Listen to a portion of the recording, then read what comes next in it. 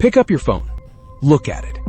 That little buzz you just felt, that urge to check, that wasn't an accident. It was engineered by some of the smartest people alive, paid millions of dollars to make sure you and your kids can never look away. For 20 years, it worked perfectly. 2 billion people scrolling, tapping, refreshing. And then, last week, a number appeared in a court filing in California. $1.4 trillion. 4 American states are demanding almost everything Meta is worth. The company behind Facebook, Instagram, WhatsApp, for one alleged crime. Deliberately designing machines that addict children. And here's what makes this different from every tech scandal you've ever heard. This time, they have Meta's own documents, its own researchers, its own words. One internal researcher wrote, quote, "Instagram is a drug, and we're basically pushers." Tonight, we open the case file on the biggest corporate reckoning in history. What they built, what they knew, what they buried, and how to protect your own brain from a $1 trillion machine. This is the price of your attention.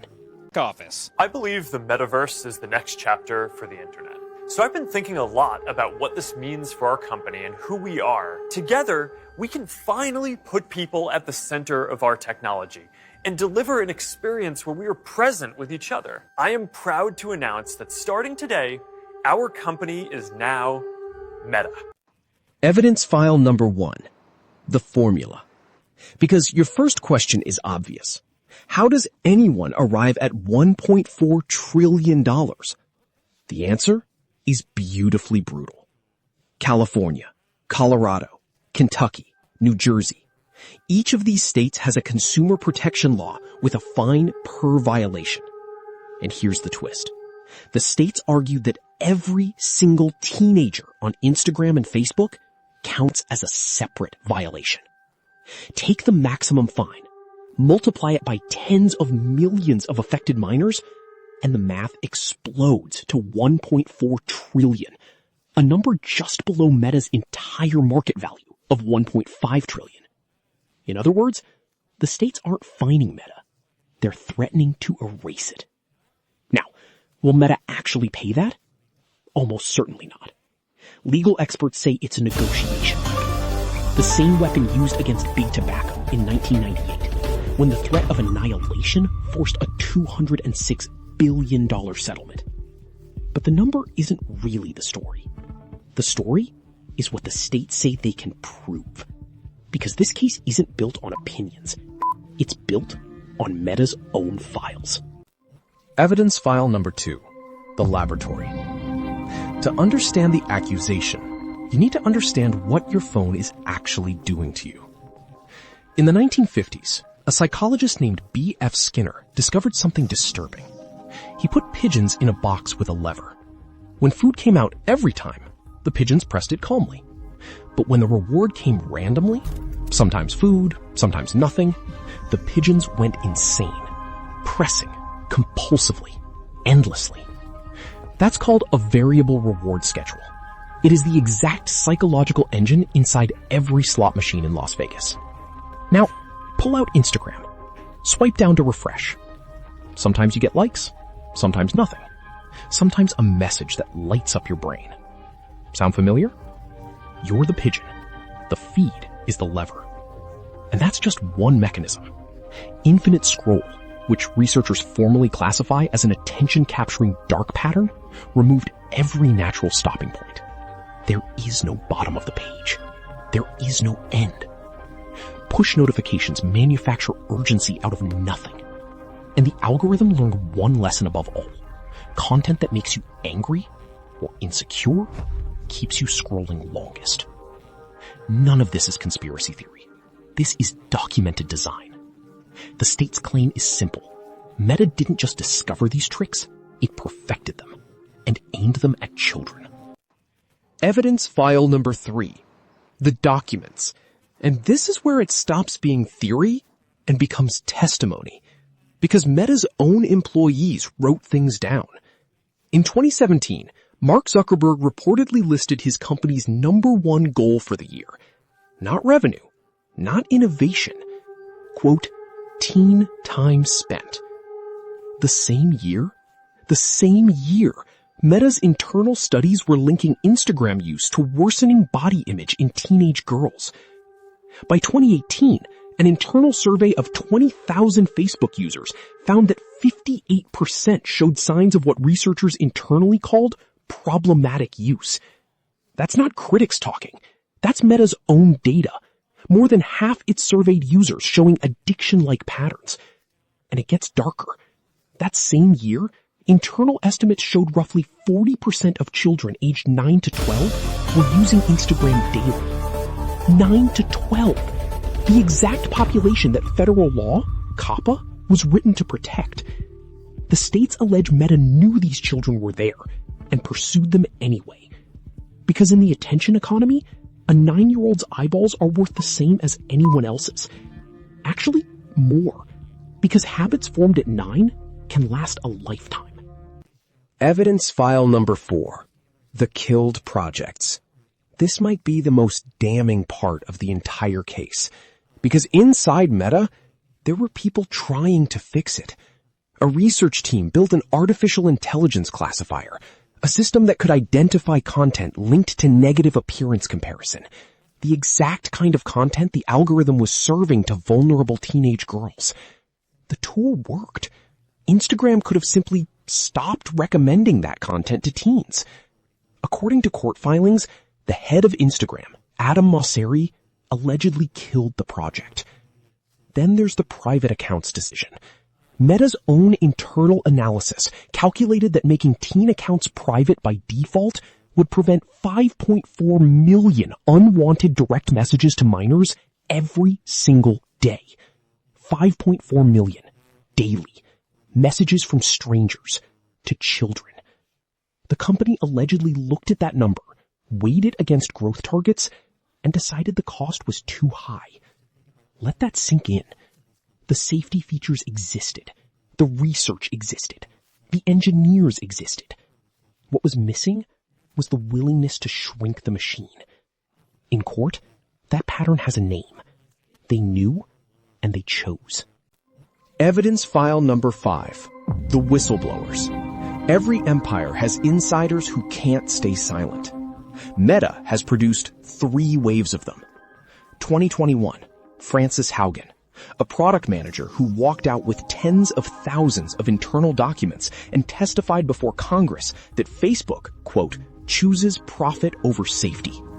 Her leaks revealed the company knew Instagram made body image issues worse for 1 in 3 teen girls.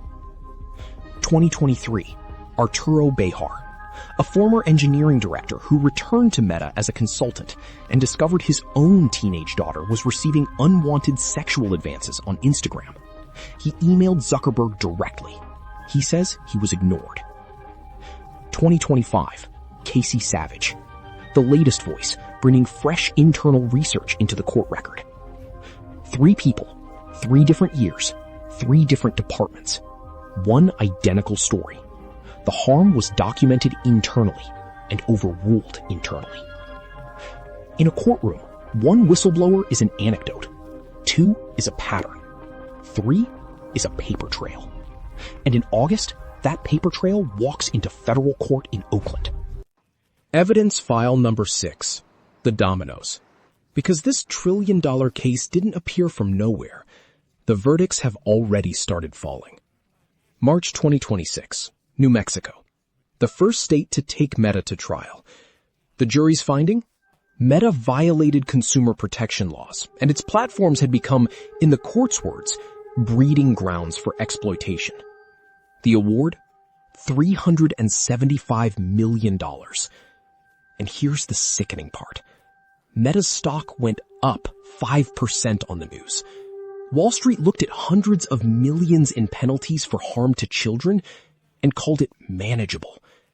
That reaction, more than anything, explains why 4 states are now demanding a number Meta cannot shrug off. Same month, Los Angeles. A jury ordered Meta and YouTube to pay $6 million to a 20-year-old woman addicted since childhood. The jury found evidence of, quote, malice, oppression, or fraud. May 2026. A small school district in rural Kentucky settled for $27 million as the test case for over 1,200 school districts waiting in line. And the most telling domino of all? Snap, YouTube, TikTok. Every other platform facing these claims settled before a jury could speak.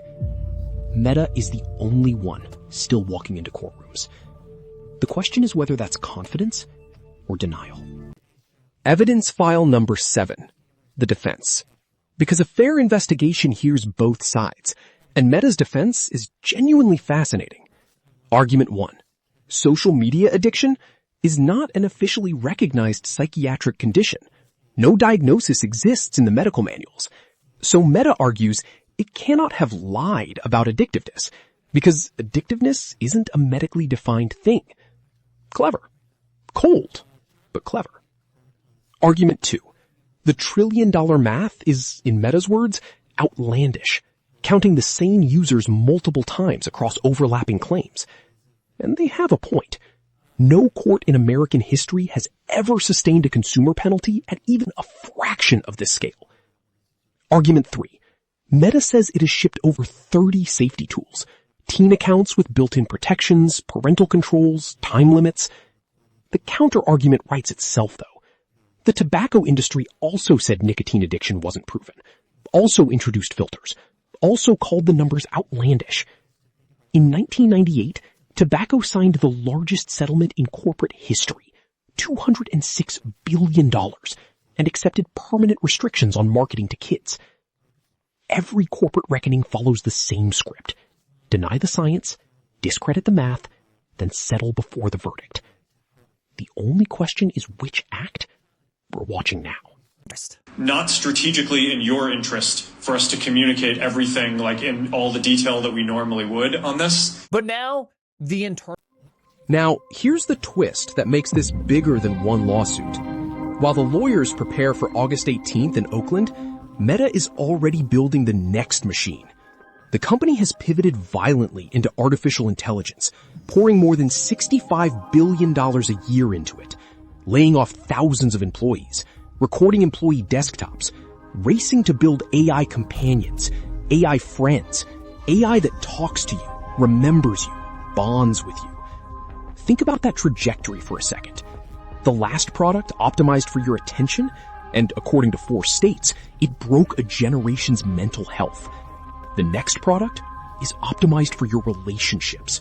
An algorithm that doesn't just want your eyes, it wants your trust, your loneliness, your inner world. If the courts don't draw the line on attention engineering now, who draws the line when the machine isn't a feed you scroll, but a friend that never stops texting back? That's what makes August 18th one of the most important trials in tech history. It's not about the money. It's about whether there's any limit to what you're allowed to do to a human brain for profit. The verdict. And more importantly, your defense. Because whatever happens in Oakland, one truth is already proven by Meta's own documents. These apps are engineered to defeat your willpower. So don't fight them with willpower. Fight them with design, the same weapon they use. Defense 1. Kill the variable rewards. Turn off all non-human notifications. If it's not a real person contacting you, your phone stays silent. Defense 2. Break the slot machine. Set your phone to grayscale. Colors are part of the reward circuit. Remove them, and the feed loses half its pull. It sounds silly. Try it for 3 days. Defense 3. Add stopping points. Move social apps off your home screen. Log out after each use. Friction is freedom. Every extra step gives your brain 1 second to choose. Defense 4. For parents. The settings Meta itself fought against are now available. Private teen accounts. Time limits. Use them.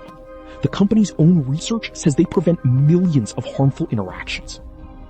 And Defense 5, the deepest one. Remember who the customer is. You don't pay for Instagram. advertisers do. You're not the customer. Your attention is the product being sold.